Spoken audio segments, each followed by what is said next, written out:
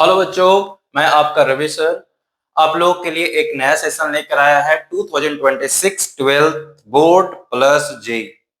ठीक है, हम लोग जेई मेंस का तैयारी जो बच्चे 11th करके आए हैं 12th में या 11th नहीं किए हैं तो वो फटाफट कमेंट में जरूर बोलिएगा, बताइए कि सर मेरा 11th वीक है, आप 11th का कुछ टॉपिक ऐसा करवाइए जिससे हमारा 11th ठीक होने के साथ साथ 12th भी ठीक हो जाए।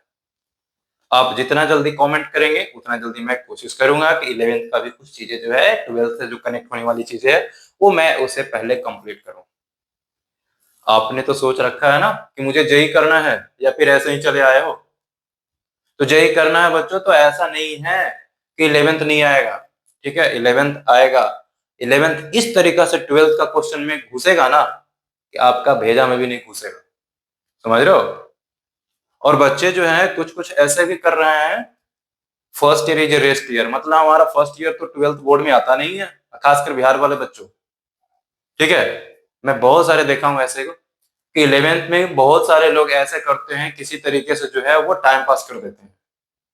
ठीक है, बहुत से ऐसे बच्चे को मैंने बिहार में सीबीएसई बोर्ड वाले को, खासकर मैं बता रहा हूँ बिहार वाले बच्चों को, अपना बिहार, ठीक है, स्टेट बिहार है ना, इसके लिए बात कर रहा हूँ मैंने यहाँ ऑब्जर्व किया ऑफलाइन में। बच्चे क्या करते हैं, 10th में जो है गलती से सीबीएसई में अच्छा नंबर आ गया 92, 95, 98, और 11th में औकात नहीं रहता है कि 11th का क्वेश्चन डील कर पाए। कहाँ जाता है वो चीजें।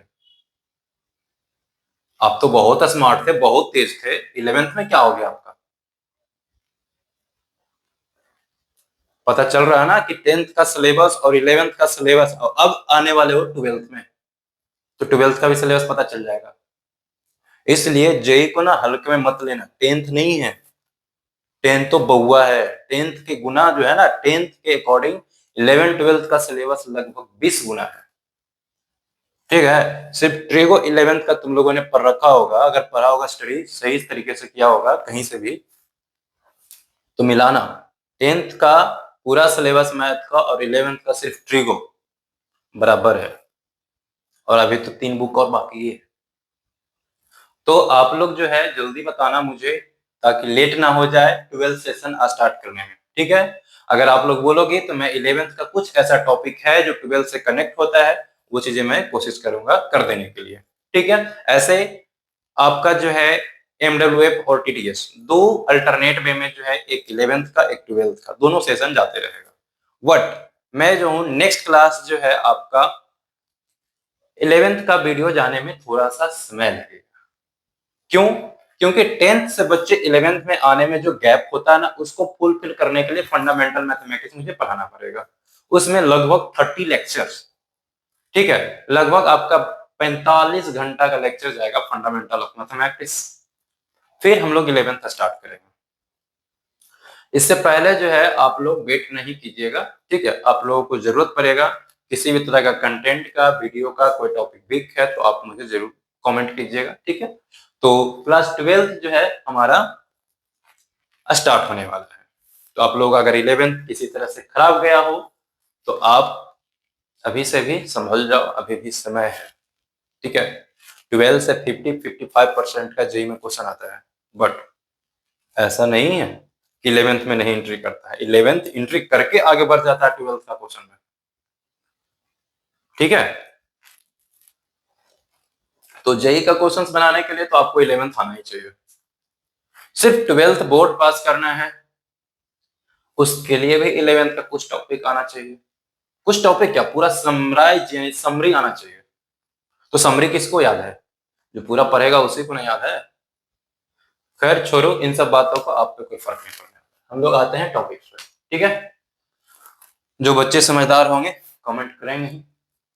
चलिए, क्लास 12th में जो है हमारा यूनिट फर्स्ट में जो है क्या है, relation, function and boundary operations.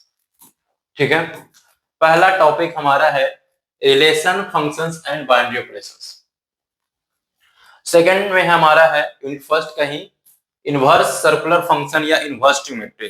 ठीक है बच्चों, आपने क्लास 10th में सीबीएसई बोर्ड वाला, बिहार बोर्ड वाला या स्टेट बोर्ड वाला, ठीक है, आपने ट्रिगो के बारे में स्टडी किया होगा 10th में, लेकिन आईसीएसई और आईजीसीएसई वाला 9th और में ही स्टडी कर लेता है 9th-10th से, ठीक है।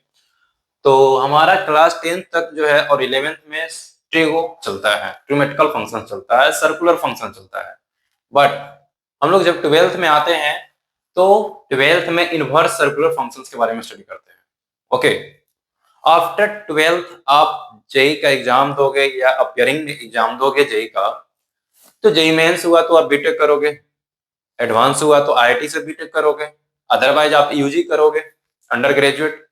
आप मैथमेटिक्स लिए या फिर फिजिक्स ऑनर्स लिए या केमिस्ट्री जो भी हो, तो मैथमेटिक्स तो सब्सिडी में देना पड़ेगा। तो उसमें फिर ट्रिगो का एक एक्सटेंडेड वर्जन आएगा, फिर आपका वहां से एक नया फंक्शन डेवलप होगा, हाइपरबोलिक फंक्शन ट्रिगो की जगह पे, ठीक है। तो वो चीजें आपको बहुत ही ज्यादा इंपॉर्टेंट रहता है। मेन मैथमेटिक्स वहीं से विजुअलाइजेशन होता है, ठीक है। तो हमारा सर्कुलर फंक्शन है क्लास 10th और 11th, हम लोग यहाँ पे स्टडी करेंगे इनवर्स सर्कुलर फंक्शंस के बारे में, ठीक है। फिर अलजेब्रा का टॉपिक है हमारा। तो अलजेब्रा में हम लोग दो टॉपिक पढ़ेंगे, मैट्रिक्स एंड डिटरमिनेंट, ठीक है। और साथ में इसका एप्लीकेशंस के बारे में स्टडी करेंगे कि हमारा ये दो टॉपिक कहाँ कहाँ यूज होता है। मैं बताना चाहूंगा बच्चे, आप लोगों का जो है मैट्रिक्स एंड डिटरमिनेंट इतना खतरनाक टॉपिक है, मतलब हमारे लाइफ के लिए, मतलब इतना बेनिफिशियल है, मतलब इतना खतरनाक, मतलब निगेटिव में मत लेना, पॉजिटिव वे में इतना पॉजिटिव ये टॉपिक है कि हम कुछ नहीं बता सकते। मैं बता रहा हूं, बहुत ही पॉजिटिव टॉपिक है ये। आगे जाकर के आप पढ़ोगे तो लीनियर अलजेब्रा में कन्वर्ट होता है, और ये टॉपिक जो है आपका बहुत ज्यादा यूज होता है। अभी हम लोग चैट जीटीपी एआई यूज कर रहे हैं कि नहीं कर रहे हैं? तो एआई आर्टिफिशियल इंटेलिजेंस में सबसे ज्यादा लीनियर अलजेब्रा यूज होता है। कंप्यूटिंग फील्ड में लीनियर अलजेब्रा मतलब मैट्रिक्स एंड डिटरमिनेंट का यूज होता है। जहां पर भी हमारा कंप्यूटर से रिलेटेड वर्क होना स्टार्ट हो गया, कोड करना हो, आप लोगों को कोडिंग तो मतलब कोडिंग के बारे में तो पता ही होगा ना, तो कोडिंग में भी यही यूज होता है। अगर किसी भी तरह का आप इंडस्ट्रियल मैथमेटिक्स के बारे में स्टडी करने जाओ, फिर वहां यूज होगा। क्लास 12th में आपका पढ़ना है लीनियर प्रोग्रामिंग प्रोग्राम, फिर वहां पे यूज होता है। एक्चुअली ये सबसे मोस्ट इंपॉर्टेंट टॉपिक है आपके लाइफ का, ठीक है। इसका यूज आपको समझ में आ रहा होगा मैं क्या बताना चाह रहा हूँ, ठीक है। फिर यही चीजें जो है ये कहां से डेवलप होता है समझना। आप लोगों ने जो है क्लास 10th में लीनियर इक्वेशन से टू वेरिएबल्स पढ़ा होगा, है ना। तो दो इक्वेशन, तीन इक्वेशन, चार इक्वेशन, अगर दो इक्वेशन है, दो वेरिएबल है, तो सोल्व हो जाएगा। अगर तीन वेरिएबल है और आपके पास दो ही इक्वेशंस है, तो सोल्व हो पाएगा क्या? नहीं हो पाएगा। मुझे जितना वेरिएबल उतना इक्वेशन चाहिए उस इक्वेशन को सोल्व करने के लिए, तो उसी तरीके से इसे एक्सटेंड करो, n वेरिएबल n इक्वेशन, समझ रहे हो बात? तो वो बनता है एक सिस्टम, ठीक है। जनरलाइजेशन करते हैं हम लोग, वो सारे इसमें आता है एप्लीकेशन, इसी के बारे में स्टडी कर रहे हैं, ठीक है। अब कैलकुलस टॉपिक जो है डिपार्टमेंट, ये हमारा दो टॉपिक से है, डिफरेंशियल कैलकुलस और इंटीग्रल कैलकुलस। डिफरेंशियल का मोटा मोटी वर्ड अभी समझो, मैं हर एक टॉपिक को अच्छे से बारीकी ढंग से पढ़ाऊंगा, तब आप लोगों को पता चल जाएगा, ठीक है। आप लोगों को मुश्किल से दुर्गा पूजा आते आते आप लोगों को इतना आईक्यू डेवलप हो जाएगा कि आप हर चीज में एक डिसीजन लेने के लायक कैपेबिलिटी आपके माइंड में आ जाएगा। 11th-12th का मैथमेटिक्स कोई खेल नहीं है, एक माइंड का आईक्यू को डेवलप कर देता है, ठीक है। बहुत ही डेवलप करता है, बहुत चेंज फील करोगे अपने आप में, ठीक है। अब कैलकुलस बताता ही है चेंज, ठीक है। डिफरेंशियल कैलकुलस और इंटीग्रल कैलकुलस, डिफरेंशियल्स का मतलब होता है चीजों को ब्रेक करना, कितना चेंज हो रहा है, कितना तेजी से चेंज हो रहा है, ठीक है। आई इंटीग्रल होता है क्या? चीजों को इकट्ठा होते हुए दिखाई देगा, ठीक है। तो बस इतना दो अभी वर्ड समझना, मैं फिर टॉपिक पे आऊंगा तो बात करूंगा। फिर हमारा टॉपिक है वेक्टर अलजेब्रा, और फिर हमारा थ्री डायमेंशनल ज्योमेट्री, और फिर इन दोनों को इंक्लूड करके स्टडी करेंगे। वेक्टर अलजेब्रा क्या है भाई साहब? बहुत ही इंपॉर्टेंट टॉपिक है वेक्टर अलजेब्रा। अभी मैंने बताया ना, ये मैट्रिक्स एंड डिटरमिनेंट ये यहाँ पे कन्वर्ज होता है आगे जाकर के, ठीक है, वेक्टर में। तो ये टॉपिक इसी का आ जाता है, हालांकि टॉपिक अलजेब्रा का है। फिर थ्री डायमेंशनल ज्योमेट्री, इन दोनों को एक दूसरे में चेंज करने के लिए सीखेंगे, फिर टॉपिक को धीरे धीरे स्टडी करेंगे, ठीक है। फिर हमारा है लिनियर प्रोग्रामिंग प्रॉब्लम। ये टॉपिक आपको बहुत जगह मिलेगा पढ़ने के लिए, ठीक है। बहुत जगह इसी को आगे बोल देते हैं इंडस्ट्रियल मैथमेटिक्स या ऑप्टिमाइजेशन, ठीक है।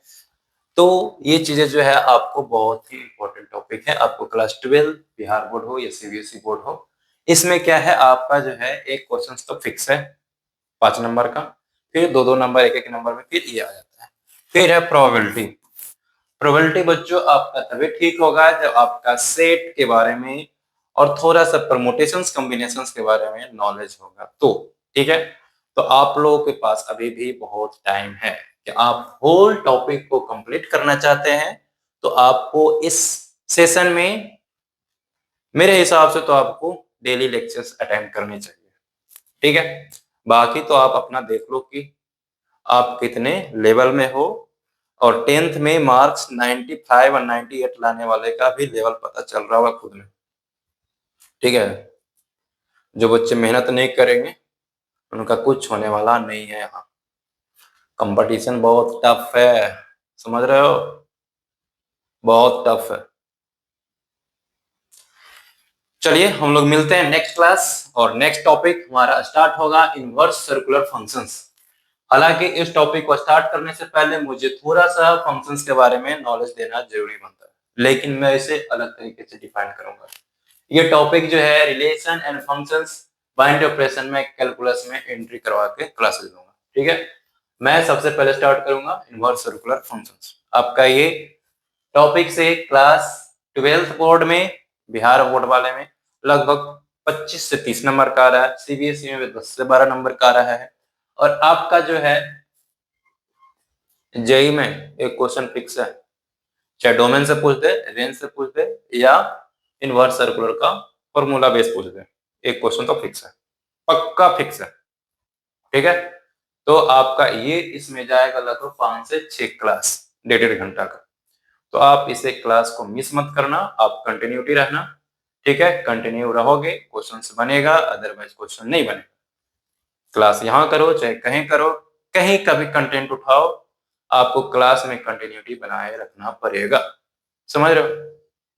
11th 12th है, क्लास 10th नहीं है, ठीक है, कि चले गए मौसा जी का शादी में, ठीक है। हालांकि मौसा जी का नहीं, मौसी जी का, चलो ठीक है। मिलते हैं नेक्स्ट वीडियो में बच्चों, बाय।